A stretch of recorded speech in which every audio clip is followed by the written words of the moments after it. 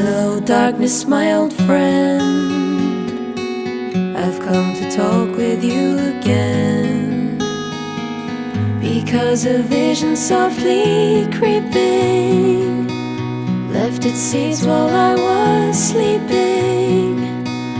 And the vision that was planted in my brain still remains within the sound of silence.